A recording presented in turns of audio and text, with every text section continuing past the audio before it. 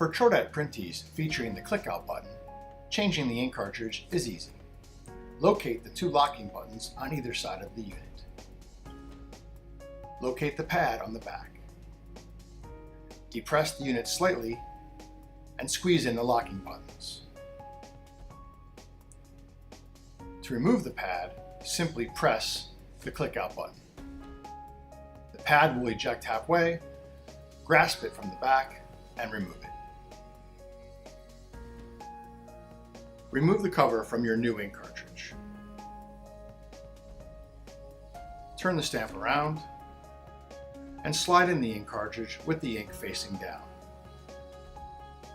Depress the stamp slightly to disengage the locks. Your Printy is now re-inked and ready to use.